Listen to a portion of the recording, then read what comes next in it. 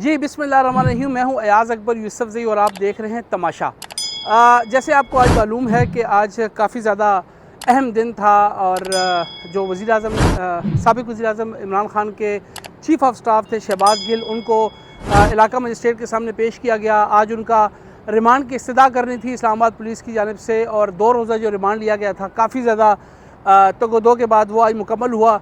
उसके बाद जब उनको अदालत में पेश किया गया तो इस्लामाबाद पुलिस की जानिब से 7 रोज़ा मज़ीद रिमांड की इस्तदा की गई।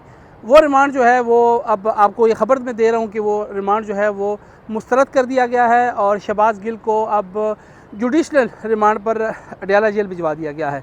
अब जो मामलात है वो काफ़ी ज़्यादा अब सामने क्लियर होने शुरू हो गए हैं कि अब शहबाज़ गिल के लिए थोड़ा सा रिलीफ़ ये नज़र आ रहा है कि अब शहबाज़ गिल की फ़ाइनली आगे जो है वो ज़मानत की दरख्वास्त दायर की जा सकती है और अब शहबाज़ गिल को थोड़ा सा रिलीफ़ होगा क्योंकि पुलिस ने जो इन्वेस्टिगेशन करनी थी वो होगी है। जो बरामदगी पुलिस ने करनी थी वो तकरीबन हो चुकी है। मज़ीद पुलिस तो चाहती थी कि मज़ीद उनका रिमांड हो और मज़ीद उनसे इन्वेस्टिगेशन की जाए, लेकिन अदालत ने जो है मज़ीद उनको अब रिमांड नहीं दिया। सो अब वो जुडिशल रिमांड पे अब अडयाला जेल मुंतकिल हो रहे हैं और जब आप ये वीडियो देख रहे हैं तो अब मुंतकिल हो चुके होंगे।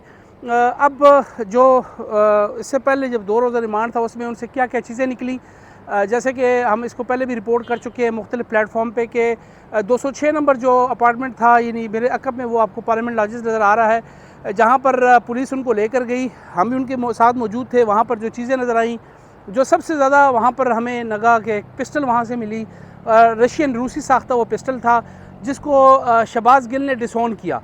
वो फाइनली जब उनको मौका दिया गया कि आप इसका कोई हमें लीगल डॉक्यूमेंट जो है वो प्रेजेंट कर दें, तो शहबाज़ गिल उसको देने में नाकाम रहे। उन्होंने कहा कि ये मेरे मुलाजमीन का यानी जाबिर और ज़ाहिर का हो सकता है, दोनों उनके मुलाजमीन, एक उनका ड्राइवर है, एक उनका खानसामा है, लेकिन क्योंकि वो ख़ुद मंजर आम पर नहीं है तो उनको कहा गया था कि आप इसके कोई लीगल डॉक्यूमेंट्स हमें दे दें या मुलाजमीन को कहें कि वो इसका लाइसेंस दे दें।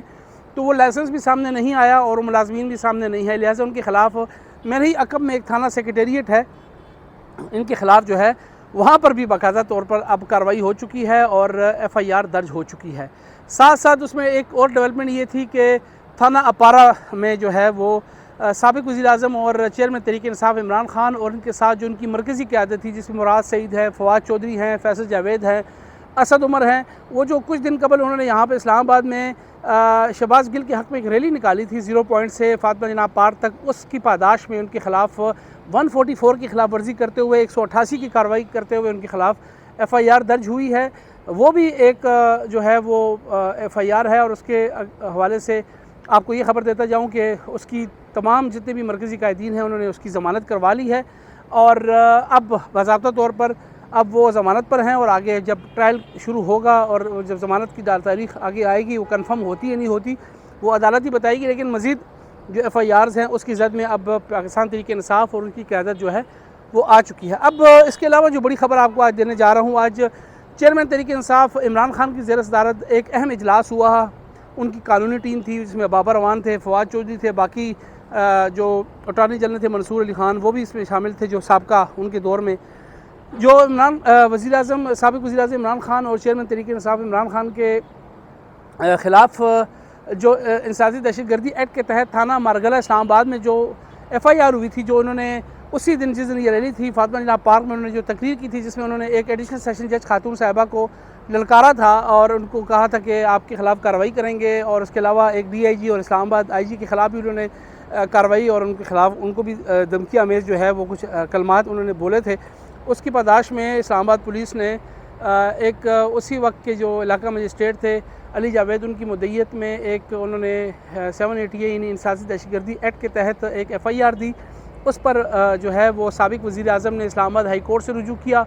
3 दिन की राहदारी ज़मानत उनको मिली और वो ज़मानत अब कल ख़त्म होने जा रही है। अब उन्होंने अपनी कोर्ट में उसके हवाले से फ़ैसला करना था कि जो ATC कोर्ट है इंसाजी दहशतगर्दी की जो अदालत है उसमें क्या वो पेश होना था या नहीं होना था, उस हवाले से ये इजलास था। काफ़ी ज़्यादा इसमें गुफ्तगू हुई कि क्या किया जाए, पेश होना चाहिए, क्योंकि इससे पहले भी एक थोड़ा सा out of the way favour जो है वो साबिक़ वज़ीर-ए-आज़म को मिल चुकी है, क्योंकि जब भी आप BBA के लिए जाते हैं, बेल बिफोर अरेस्ट के लिए, तो जिसने करवानी है वो ख़ुद जाके वहाँ पेश होता है। और बायोमेट्रिक भी इसलिए होता है क्योंकि आपने वहाँ जाके ख़ुद बताना होता है कि जी मैं आया हूँ और मुझे बेल चाहिए। तो ये भी अदालत का बड़ा रिलीफ था जस्टिस आमिर फ़ारूक का कि उन्होंने साबिक़ वज़ीर-ए-आज़म को बगैर पेश हुए उनको बीबीए दी और 3 दिन की राहदारी ज़मानत का दिया। अब उनको कल ज़रूर पेश होना था, अदरवाइज़ अगर पेश ना हो तो उनको फिर इश्तिहारी करार दिया जाएगा, उनकी ज़मानत जो है वो मनसूख हो जाएगी, तो फिर उनके लिए ज़्यादा मसला था। अब उस हवाले से ये मुशावरत हुई, बड़ी डिटेल मुशावरत हुई, तकरीबन 1 से 1.5 घंटा ये मीटिंग जारी रही, जिसमें जितने भी कानूनदान थे कानून एक्सपर्ट से उन्होंने ये मशवरा दिया कि आप जाएँ और वहाँ से अपनी बेल जो है वो कन्फर्म करवाएँ और वहाँ से ज़मानत लें।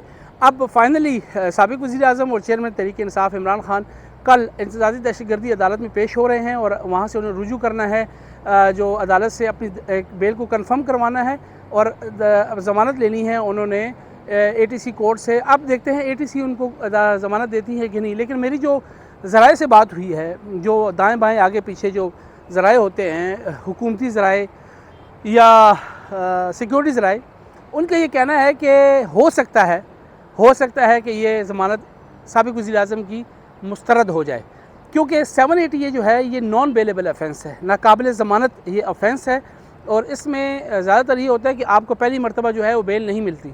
माज़ी में मिलती भी रही है, हाई प्रोफाइल लोगों को मिलती रही है। वज़ीर-ए-आज़म जब इमरान खान वज़ीर-ए-आज़म थे उस वक्त भी उनको मिली, जो सदर हैं फ़ारूक जो आरिफ अलवी साहब, उनको भी मिली, बाकी भी लोगों को मिली। लेकिन वक्त की बात होती है, उस वक्त जो है वो उनका तोती बोलता था, आज किसी और का तोती बोल रहा है। तो मुझे नहीं लगता कि उनको कल ज़मानत जो है वो मिल सकेगी और मुझे कभी इस चीज़ का अंदेशा है। ये मेरी अपनी असेसमेंट है, मैं कोई आपको इस चीज़ के हवाले से कोई वो नहीं कर रहा कि कंफर्म कोई बात नहीं कर रहा, लेकिन मेरी अपनी गट फीलिंग है और मैं ये आपको अपने तज़िये से बता रहा हूँ कि हो सकता है कि साबिक़ वज़ीर-ए-आज़म इमरान खान कल गिरफ़्तार हो जाएँ ATC कोर्ट से, और वहाँ से हुकूमत को उनको गिरफ़्तार करना बड़ा आसान है, क्योंकि ATC कोर्ट के अंदर जब आप जाते हैं तो बड़ी मखसूस लोगों को वहाँ पर एंट्री मिलती है, सिर्फ वकला ही जा सकते हैं। अगर बहुत भी हो तो 1 या 2 लीडरान जा सकते हैं, बाकी अवाम को वहाँ पे एंट्री नहीं मिलती।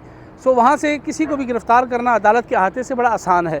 कोर्ट रूम से जैसे ही आप बाहर निकलेंगे वहाँ पर पुलिस की बड़ी नफरी तादाद होगी और वहीं से आप बड़े आराम से साबिक़ वज़ीर-ए-आज़म इमरान खान को गिरफ़्तार कर सकते हैं। वैसे साबिक़ वज़ीर-ए-आज़म को गिरफ़्तार करना थोड़ा सा मुश्किल है, क्योंकि आपको पता है अवाम उनके साथ है।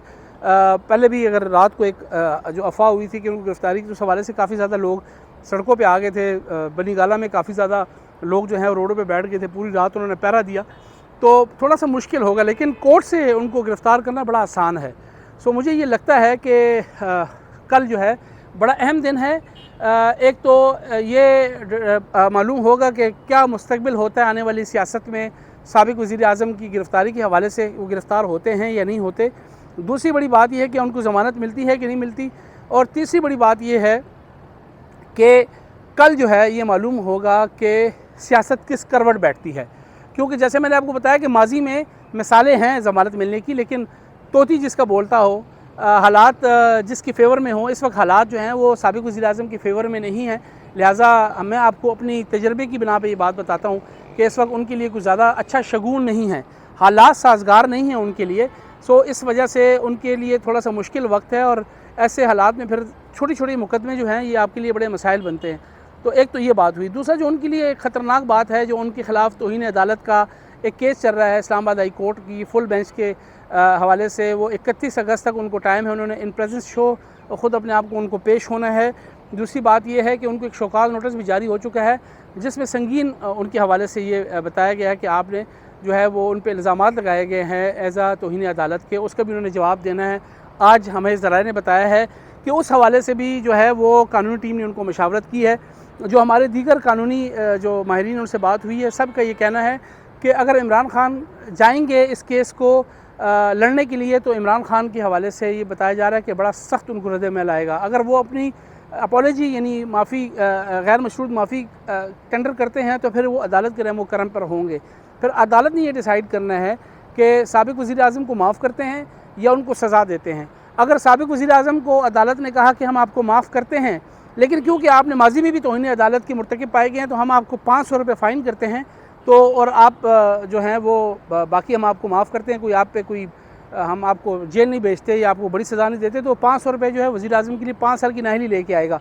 तो ये बड़ा क्रिटिकल इस वक्त दौर है। ये जो अगस्त है ना, जैसे साबिक़ वज़ीर दाखिला शेख रशीद प्रेडिक्ट करते हैं कि ये महीना बड़ा अहम है, मैं आपको ये प्रेडिक्ट करूँ कि अगस्त जो है, अगस्त ये साबिक़ वज़ीर आज़म के मुस्तक़बिल का फ़ैसला करने जा रहा है कि क्या आने वाले सियासी जो टाइम है उसमें कहीं एग्ज़िस्ट करते हैं साबिक़ वज़ीर आज़म, या 31 अगस्त तक साबिक़ वज़ीर आज़म जो है वो आगे आने वाले 5 साल में वो आपको कहीं सियासी मंजरनामे में एज़ अ एक्टिव पॉलिटिशियन नज़र ना आए। हो सकता है अगर वो नाअहल हो गए तो फिर एज़ अ बैक एंड पे वो एज़ अ पार्टी हेड तो ज़रूर होंगे, जैसे कायद जैसे बोलते हैं, जैसे अल्ताफ़ हुसैन हैं या जैसे नवाज़ शरीफ अब एज़ अ कायद बाहर बैठ के बात कर रहे हैं, लेकिन फिर एज़ अ कायद तो हो सकते हैं पाकिस्तान तहरीक इंसाफ के, लेकिन एक्टिव पॉलिटिक्स में फिर उनका रोल ज़ीरो हो जाएगा। जैसे जहांगीर तरीन का आप देख लें कि उनका कोई एक्टिव पॉलिटिक्स में कोई ऐसा रोल नहीं है।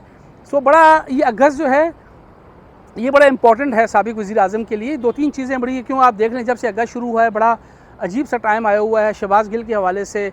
साथ साथ आप देख लें जो इस वक्त उनके ऊपर मुकदमात हुए, इससे कबल इस तरह के मुकदमात उन पर नहीं हुए, और गिरफ़्तारी के हवाले से भी बातें सामने आई हैं। फिर जो उस तरीके से जिस तरीके से कहा जा रहा था कि रद्द अमल आएगा, लोग इकट्ठे होंगे, हुए ज़रूर बट उस तरह नहीं हुए। जो स्ट्रीट पावर पाकिस्तान तहरीक इंसाफ के पास है, उस तरीके की स्ट्रीट पावर की रेजिस्टेंस या मुज़ाहमत हमने रोडों पे नहीं देखी। जब ये बात सामने आई कि हो सकता है कि साबिक़ वज़ीर आज़म गिरफ़्तार हों, सो वज़ीर दाखिला राना सनाउल्लाह भी ये क्लेम कर रहे हैं कि अगर वज़ीर आज़म साबिक़ वज़ीर आज़म गिरफ़्तार होते हैं तो कुछ नहीं होगा। देखते हैं क्या होता है, बट बड़ा ही इंपॉर्टेंट है अगस्त। तो अभी तक के लिए हम आपको ये अपडेट दे रहे हैं कि एक तो शहबाज गिल जुडिशल रिमांड पे चले गए हैं जेल। दूसरी बात यह है कि कल साबिक़ वज़ीर आज़म और चेयरमैन तहरीक इंसाफ कल इंसदाद दहशतगर्दी अदालत में पेश होने जा रहे हैं अपनी ज़मानत के लिए।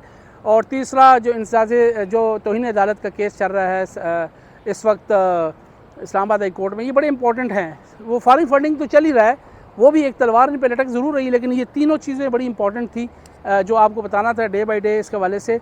तो तमाशा आप देख रहे हैं, ये तमाशा ही लगा हुआ है हर तरफ। देखते हैं ये तमाशा कितना आगे तक रहता है और इसमें मज़ीद कितने जो हैं हमें मज़ीद तमाशे देखने को मिलते हैं। अपना ख्याल रखिएगा, इजाज़त दीजिए, अल्लाह हाफ़िज़।